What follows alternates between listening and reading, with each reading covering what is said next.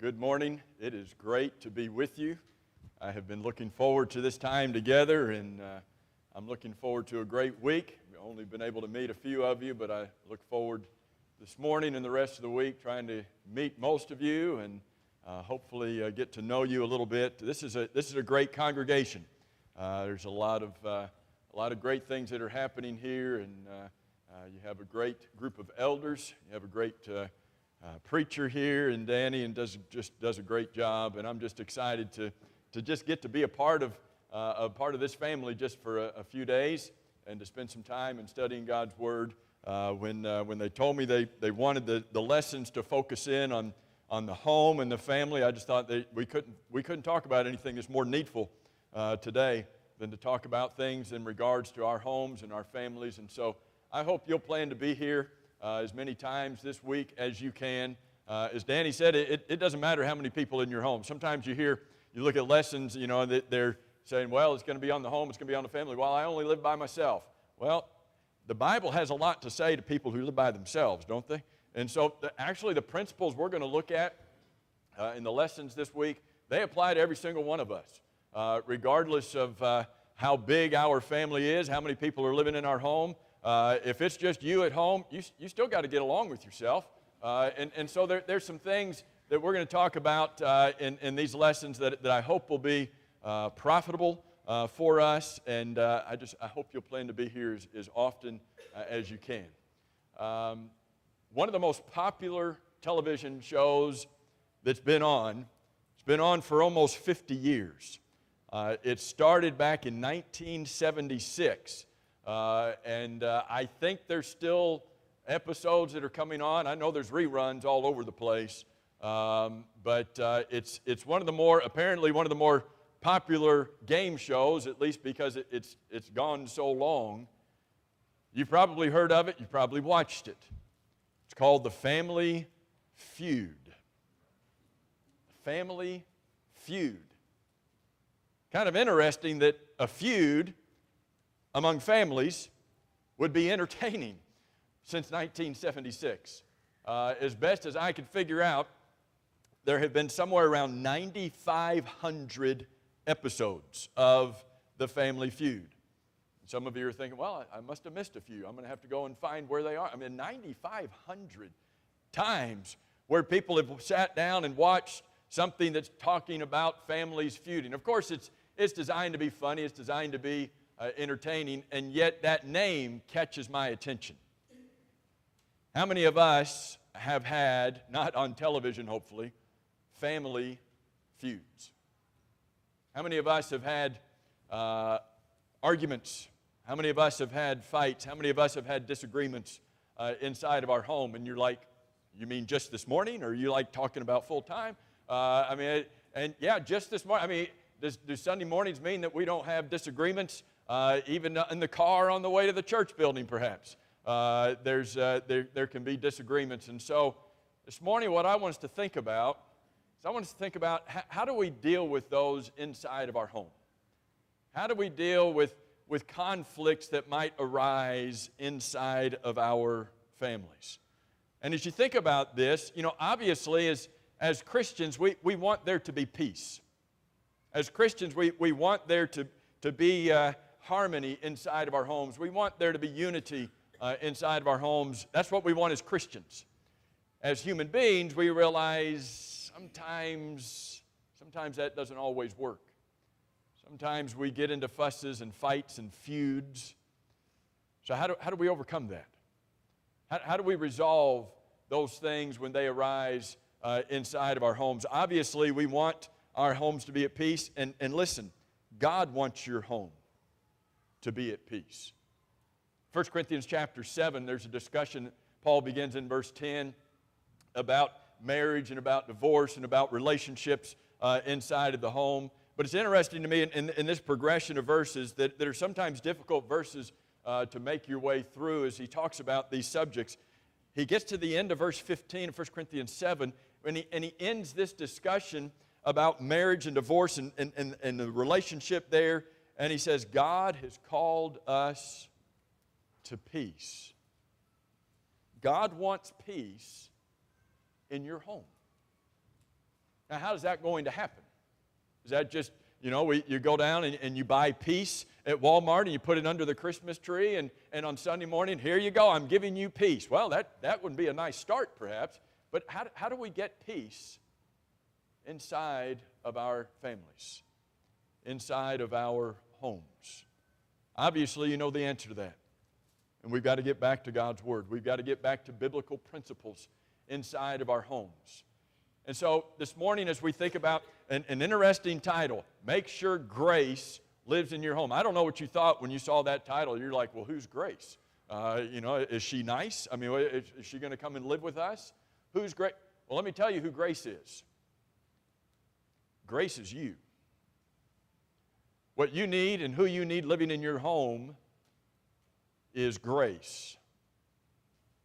And it's only going to be there if you make up your mind that you are going to be gracious, that you are going to be forgiving in those times where fusses and fights and feuds come along. So this morning, I want to ask you a question. I want you to think about, as you think about you being grace inside of your home, where would you think, if you're reading through your Bible, where would you think is the first time you read the word forgive? If we think about dealing with conflict, as we think about dealing with fusses and fights and how do we overcome those, we've got to be able to forgive each other. Where would you think is the first time that you might read the word forgive in the Bible? You got 66 books to choose from, right? So that narrows it down somewhat. So you choose one of the 66. And, as you run through in your own mind, where do I read the word forgive?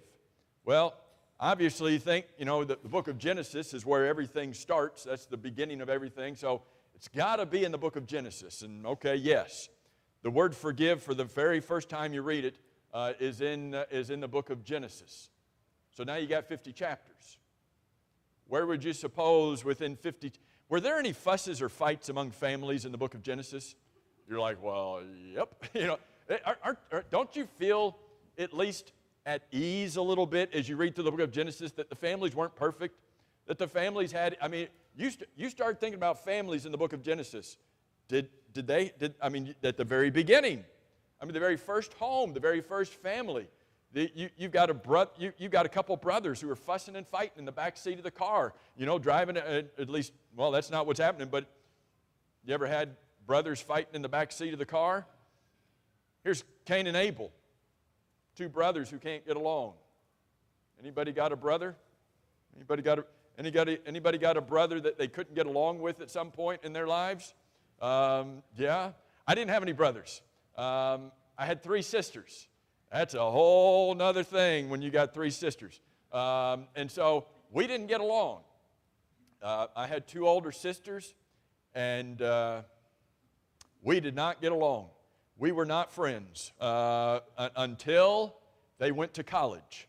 And when they got out of the house and moved 1,200 miles away, we all of a sudden could get along when they weren't in the house. When they weren't taking up the bathroom and everything else, when they were 1,200 miles away, we learned that we actually liked each other. And so that's what it took. So anyway, come back to the book of Genesis. We get off course here. Cain and Abel. They get along? No. Do you read the word forgive when it comes to Cain and Abel? No, you read the exact opposite of forgive, don't you?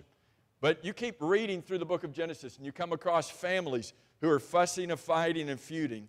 And it's not until you get to Genesis chapter 50 where we actually read for the first time the word forgive. To me, that's interesting that you have to go that far into Old Testament history to read somebody about forgiving. So I want us to go over to Genesis 50 this morning, and I want us to spend some time just looking at these closing verses of this book, seeing the first time that we're going to find the word forgive in the Bible. Perhaps there's something over here in seeing the word forgive here for the first time that maybe there's something that we can use from this. And as you turn over there, I want you to think, has anybody in your family ever wronged you? Turn that around. Have you ever wronged anyone in your family? Who does God put the responsibility upon when there's been fussing and fighting and feuding? When there's been conflict in the home, when grace needs to come and live in your home, well, who's it going to be? Are you responsible for being grace? Or is the other person that's in the home, are they responsible for being grace? Who does God put the responsibility on? The one who's done the offending or the one who has been offended? Who's responsible for bridging that gap and for bringing things back together and trying to seek resolution? Well, God puts that on both people. And that's what we're going to see as we go through this morning, that you can't just point the finger at the other person. God's put that responsibility on everybody. Now, as we think about this morning, a lesson about dealing with conflict in our homes and resolving that conflict, perhaps you're thinking of somebody else this morning who really needs to hear this. And you're thinking, oh, I hope so-and-so is listening to this lesson because they're the ones creating conflict. They need to know. And sometimes that's what we do with lessons, isn't it? We think, oh, this is going to be what this is about. Well, I hope they're here. I hope they're listening. Oh, well, you know, if they're not here, I'm going to send them this lesson because they need to hear what they need to do to stop this conflict. And that's fine and all that. Here, let me let you in on a little secret this morning. This lesson is for you. Not for somebody else. Not for your husband, not for your wife, not for your children, not for your parents. This lesson's for you.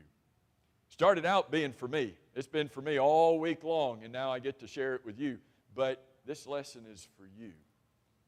And I want you to make application to you. You can think about other people. You can make sure that he's staying awake next to you so that he doesn't miss what's being said. But this lesson has first got to be coming home to be made application in your own heart.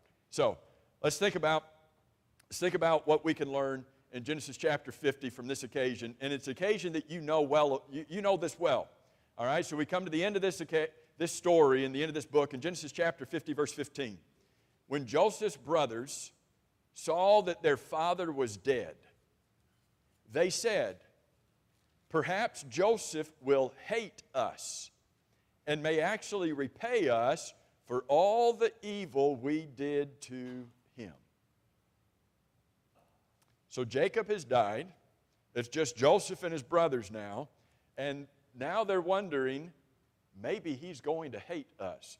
Is there anything that they had done that might cause Joseph to hate them? Any kind of conflict going on between Joseph and his brothers? Yeah, a lot. Go back to Genesis 37. Let's put this into context for just a second, and then we're going to come right back to Genesis chapter 50. But is there any reason when they think that Joseph is dead? Is there any reason that they think, you know what, or that Jacob is dead? Any reason that they might be concerned that he would hate them? Well, look in Genesis 37. This is where the whole story of Joseph begins, and it's where Jacob, it says in verse 1, dwelt in the land where his father was a stranger in the land of Canaan. This is the history of Jacob, Joseph being 17 years old. So we're introduced to this teenager named Joseph. Verse 3 says, Israel, Jacob loved Joseph more than all of his children. You want to create conflict in your home? Have a favorite child. Choose a favorite child, and not only choose which one that's your favorite, but make sure that everybody knows that's your favorite. And do nice things for that favorite. Is that going to create conflict in the home? Is he the favorite? I mean, you're pointing fingers at him like he's a favorite. I'm just wondering. So is that going to create conflict? Yeah, it's going to. So did Joseph's brothers be like, oh, that's all right. He's our favorite too, right? We really like him. No. What happens here in verse 4? When his brothers saw that his father loved him, Joseph, more than all of his brothers, they what? Hated him. And they could not speak peaceably to him. They hate him. They don't just hate him. Look down in verse 5. Joseph had a dream, told his brothers, and they what? Hated him even more. They had one level of hate, now they hate him even more. Look down at the end of verse 8. What does it say at the end of verse 8? So they hated him even more. You get the picture here? I mean, I don't know where their level of hate was when it started out, but now it's even more and even more. They can't stand him. Verse 4 says they couldn't speak peaceably about him. Couldn't speak peaceably to him. Did your mom ever tell you if you can't say anything nice, don't say anything at all? These guys couldn't say anything nice, but they were apparently having plenty to say. They hate him. They can't say anything nice about him. Look down at verse 11. They envied him. I mean, this continues to grow. They're envying him. They're jealous. Look down at verse 18. We're just kind of skipping through some of their reactions, some of their feelings towards him. They saw Joseph from afar, and even before he came near, they conspired against him to kill him. I mean, it's one thing to hate your brother or your sister, isn't it? But conspired, I mean, this is just ratcheting up as you go. They conspired to kill him. They mock him in verse 19, calling him names. Look at this dreamer coming over here. Well, you know what? Let's kill him, verse 20, and then we're going to cast him into a pit, and then we'll just say that some wild beast devoured him. So we're going to lie about him now. Verse 23, they stripped him of his tunic. So now they're stealing from him. Verse 24, they took him and they cast him into a pit. Did they do that gently, you think? I mean, did they lower him down? Oh, be careful with him. I mean, that's not the picture you've got of that at all, is it? Look down at verse 28. They were going to kill him, but what did they decide to do instead? What you thought about doing with your sister when you were growing up. Selling her, right? I mean, that's what they ended up doing. You know, let's make some money off of this guy. And so they sell their brother into slavery. And so verse 31, what do they lead Dad to believe? They lead Dad down a deceitful road of lies.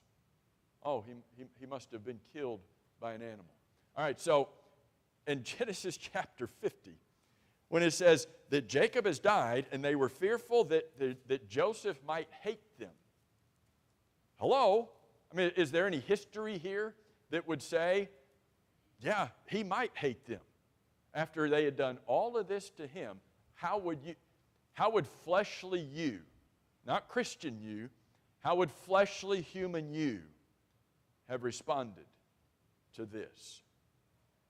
Maybe not in a good way, right? So come back to Genesis chapter 50, and as we walk through, just very briefly, these verses here, and we're going to zone in especially in verse 17. Is where we're going to drop down through verse 21 as well. But I want us to see several principles that I hope we can draw from verse 17 to put in place that says if we're going to resolve fusses and fights and feuds, if we're going to resolve conflict, if we're going to be grace inside of our homes, then what's it going to take? First thing I want you to see is in verse 15, perhaps Joseph will hate us, may actually repay us for all of the evil that we have done to him.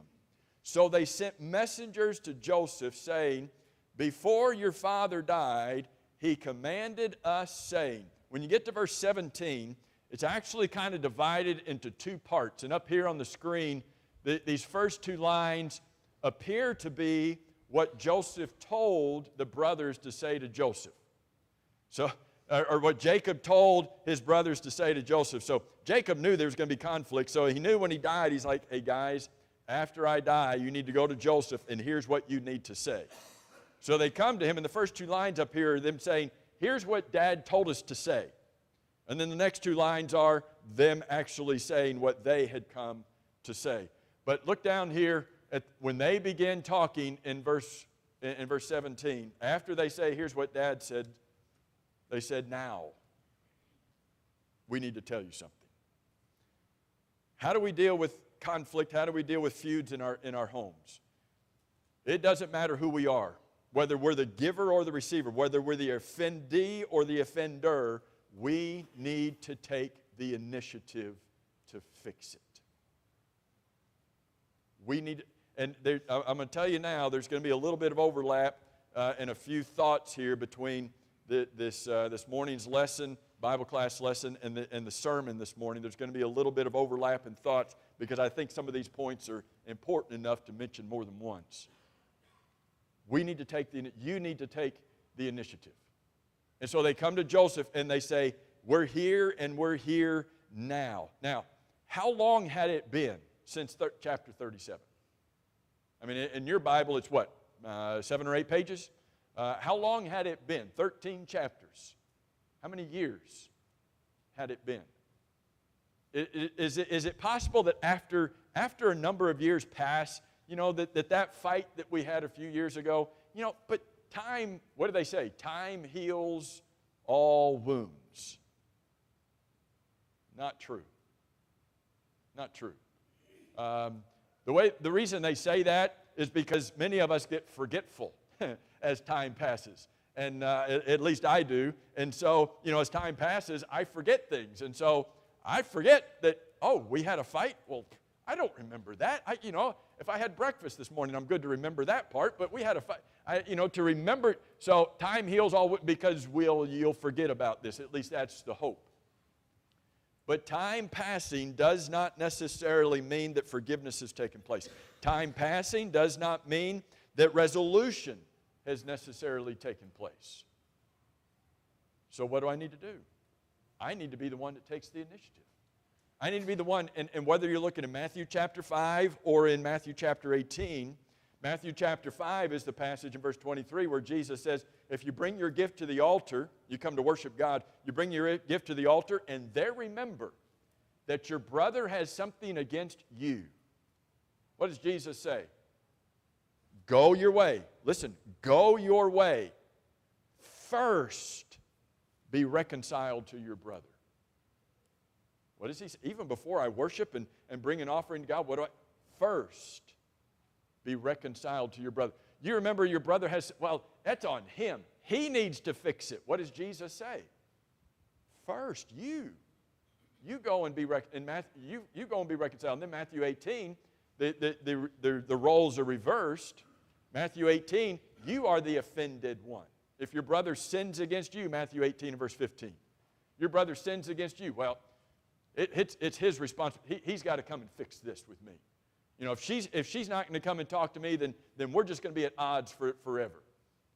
If your brother sins against you, go and tell it to everybody you possibly can.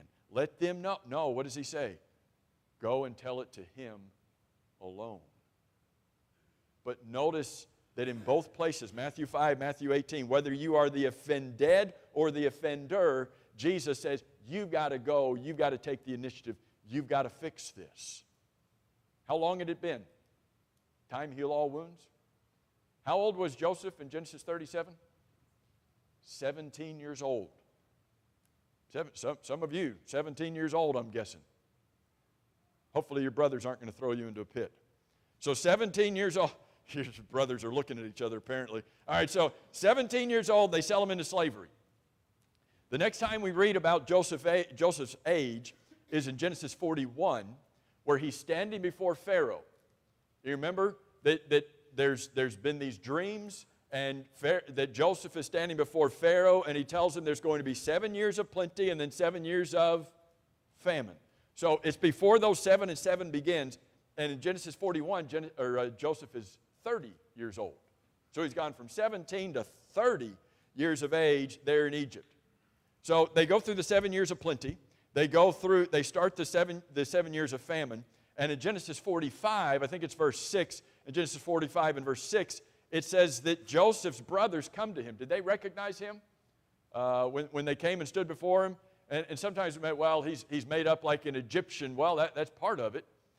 But remember, 17 to 30, 7 years of plenty have passed. And in Genesis 45 and verse 6, Joseph tells his brothers there's 5 years left of famine. So 2 years have taken place in the famine, 5 years still left in the famine. So how old is Joseph now? 30 plus 7 plus 2. He's 39 years old. When was the last time they saw him? 17 years old. Do people change how they look from 17 to 39? Caleb, I had hair when I was 17. Then I had kids, and I lost it. And turned 39, there was no hair left at 39. So, did people change how they look from 17 to 30? So they didn't recognize their brother at 39. But that's at 39. They bring Jacob down to live with them in Egypt, And in Genesis chapter 47, it says that Jacob lived 17 years in Egypt, and he dies in chapter 50.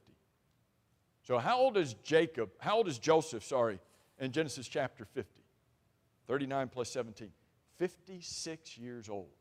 From 17 years old, when his brothers hated him and did all of that to him in chapter 37, to 56 years old. 39 years have passed. Come on, guys. I mean, we were kids back, right? Couldn't he make that argument? We were kids. Kids are going to be kids. No. Take the initiative. If you've been the one who's done the wrong, or if somebody else in your house has wronged you, doesn't matter. Take the initiative and go and work it out. What do we need in our homes? Make sure grace lives in your home. You know, we define grace sometimes as unmerited favor. Well, they don't deserve to fill in the blank. That's why grace needs to live in your home. It's unmerited. It's not deserved, but I'm going to go and do what's right. I'm going to resolve this issue, and I'm not going to wait anymore. I'm going to go and resolve this issue. Back in chapter 50, verse 17. Not all translations have this at the beginning of verse 17. I know the King James, the King James says, I pray thee. New King James, New American Standard has it. I don't believe ESV has it. But what they come and tell their father at the beginning of verse 17 is the first part of what they say is, I beg you. Jacob tells his sons, when you go and appear before Joseph, I want you to go there and with absolute fervency say, I beg you. Beg you. We need this. This isn't just walking into the room and, hey, Joseph, how you doing? Hey, you know that fuss, that fight we had 39 years ago? Hey, are you okay? We're okay? All right, let's put it behind us. No, they come in and they say, I beg you to do this. How much do we want peace in our homes? How much do we want harmony inside of our marriages? We've got to be the ones, not just to take the initiative, but to take the initiative and to be fervent about it. In Romans chapter 12 and verse 18, the Bible says, New King James says, as much as depends upon you. You know the rest of that? Live peaceably with all men. I need to live peaceably with everybody in my house as much as depends upon me. I think it's the New American Standard. Maybe it's the ESV that doesn't say as much as depends upon you, but it says as far as depends upon you. I like that. How far are you willing to go for there to be peace in your home? How far are you willing to go for there to be peace in your marriage? And Romans 12 verse 18 says you need to go that far. As far, as much as depends upon you. Don't leave it up to if they would do this. No, you do everything that you can. Romans chapter 14 and verse 19. And again, this verse will be in the sermon this morning. Actually, go in Hebrews 12. We'll do Hebrews 12 verse 14. It says the same thing. It says, pursue peace with all people. Pursue peace. That word pursue is from a Greek word that was used in hunting. And so it was used as a hunting term, going after their prey, going after whatever and so you're pursuing it. Another word would be chasing or hunting after this. Are you chasing peace in your home? Are you chasing being the one who's going to extend grace? Are we pursuing it and running after? That's got to be me. You go to verse 15 of Hebrews chapter 12, and verse 14 says, I need to pursue peace with everybody. Verse 15 says, so that no bitterness may spring up. Can grace and bitterness coexist inside of our marriages and our homes? It's going to be really hard. So for there to be no bitterness springing up inside of our homes, Hebrews 12 verse 15, I need to pursue grace. I need to pursue peace. I need to do it with fervency. I don't know if you're sitting and listening to this and you're thinking, I I don't know if this has anything to do with me. I don't know if this fits in my home, or you might be listening to this thinking, okay, they need to do this. No, remember, this lesson's for you. Take the initiative. Go to that person with fervency and say, I beg you. And then look at twice, both in what the Father told them to say and then in what they actually said, they used the word please.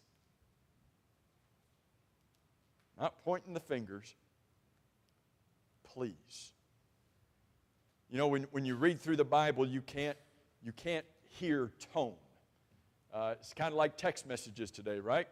You get somebody's text message. Have you ever misread a text message because you read the words and you inserted a tone to it that was not there? And then you learned later that the tone that you assumed was not there, and then you went back and read it, and it was the same words. How can that, I've done it, okay? I've gotten a text, whoa, look at her, what's her deal today? I was assigning a tone that wasn't there. So we can't read tone into the text, so we don't know what it is. But when we read the word please twice, to me it's a sign of respect. They're coming before somebody. Would they have said please back in chapter 37? Where the brother said please, and no, I'm not going to say please to this guy. We can't stand him. We hate him even more. You don't say please to that kind of person. Doesn't matter what somebody else has done, I need to be respectful. And they come and they say, please forgive. That's what the Father said. Now please forgive this of us. And they're coming before Him with great respect. You know 1 Corinthians chapter 13, the love chapter. You know that Greek term agape love talks about an unselfish and unconditional love. What does it tell us needs to be inside of our homes? Not just inside of our marriage, but inside of our homes. That love is patient. Are you patient? If grace is going to live in your home, are you patient? Love is kind. Are you kind? Not just in the words that you choose, but in the tone that you use. Have you ever said something to your husband, said something to your wife? It was the right words. I'm not talking about in a text message. I'm talking about face-to-face or on the phone, perhaps, even better. You said the right words, but there was a tone. Or let me use a different word. Behind the words, there was an attitude. Your kids ever, not you, the other kids, not you guys, but the other, your kids ever say something, but they say it with an attitude? They say it with a tone?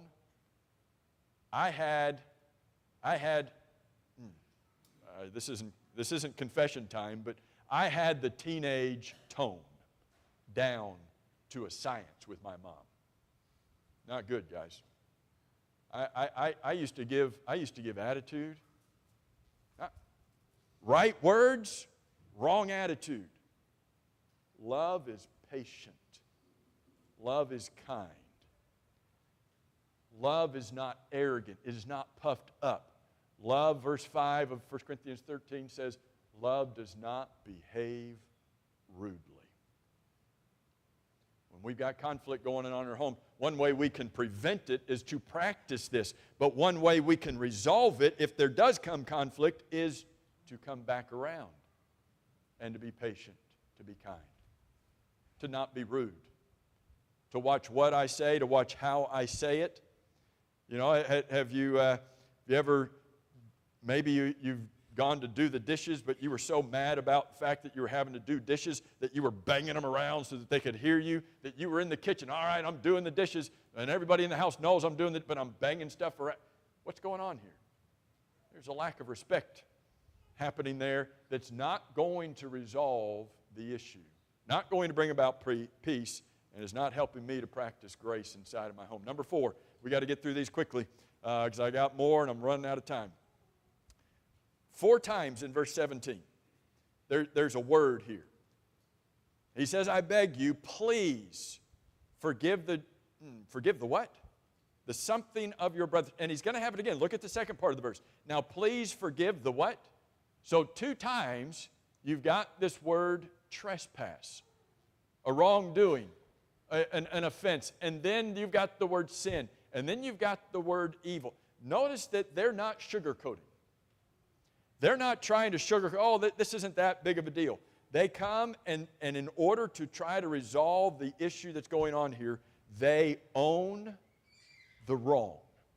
That's what I've got. If I've done wrong in my home, in my marriage, I need to own it. I don't need to blame somebody else for it. Well, if you hadn't done this, then I wouldn't have done that. No. Wrong road. Just because somebody else did something doesn't mean it gives me a license to go off and to have a bad attitude or to mouth off or to do. No. I control me. And if I've done wrong, I need to own the wrong. And not say, well, if you hadn't done this, or sugarcoat, well, it wasn't really, come on, it wasn't that big of a deal, was it? No. If I've done wrong, I've done wrong. And so they use the word trespass twice. I've committed an offense against you. They use the word sin as to what they had done. And here, and in verse 15, they use the word evil. 5 minutes, I got it. They use the word evil. Would you ever use the word evil to describe, in your apologies, and you're owning the wrong, and you're trying to make things right, would you ever use the word evil for, that's to me, that's a deep, serious term. But we need to own, if I've done it, I need to confess it. And I need to say, not just that I'm sorry, but what am I sorry for? And not blame them, not try to sugarcoat it. I think it was Benjamin Franklin who said, never ruin, what did he say? Never ruin an apology with an excuse. Sometimes we make excuses when we're trying to make an apology. Well, no. Just make the apology. I want you to think about what we saw in Genesis 37. And as we walk through there, I didn't number them with you, but I count about 10 things in Genesis 37 that his brothers did against him.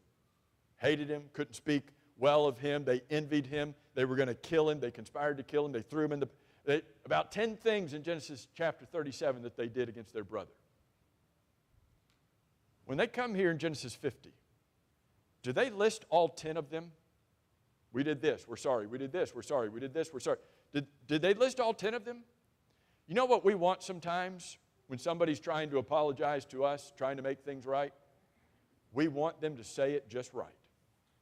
We want them to enumerate every single little detail of everything that went wrong and what they did to bring it about. And if they don't say it just right, and if they forget to, oh, well, you didn't mention this, all right, then you don't really mean this apology. And we just throw the apology back in their face. If somebody's owning the wrong, we need to accept that. But I need to be the one to do that as well. If I have done wrong, I need to own the wrong. Number 5, is this number 5? I think. I beg who? In verse 17. I beg you, please forgive the trespasses of your brothers, which they, and the evil that they did to you. Make it personal. If grace is going to live in your home, you can't say things like, well, if I did anything to upset you, I'm sorry.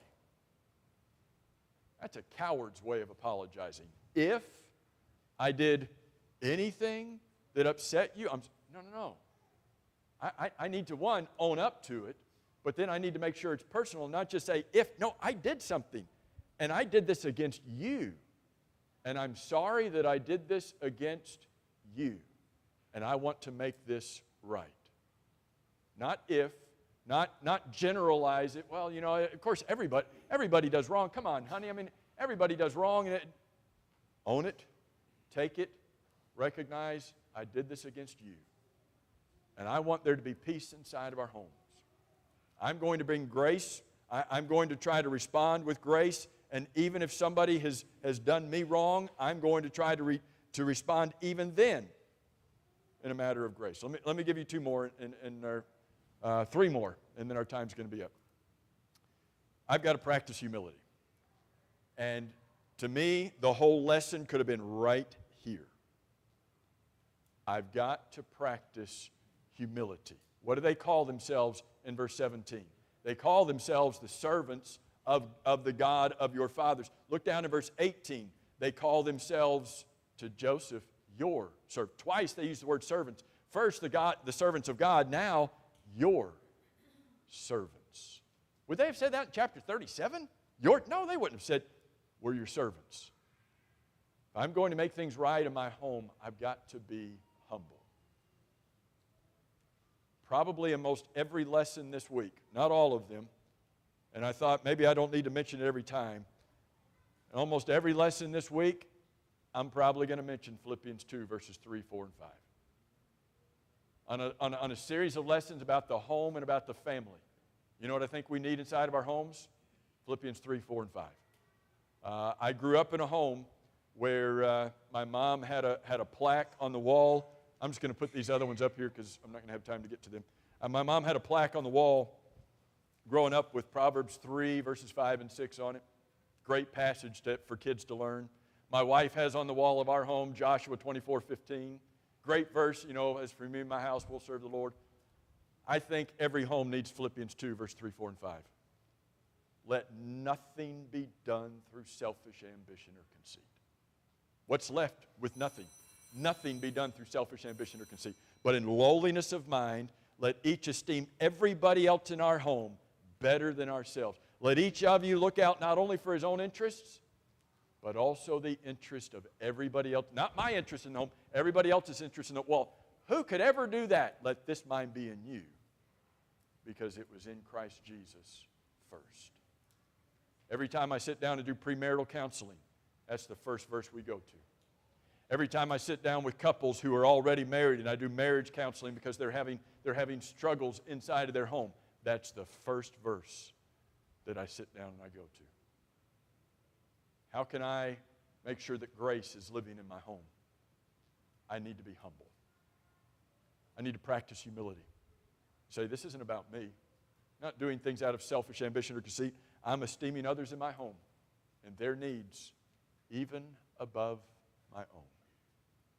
I think if we could put some of these things into practice, they could help our homes be even stronger. Thank you all for your very good attention this morning.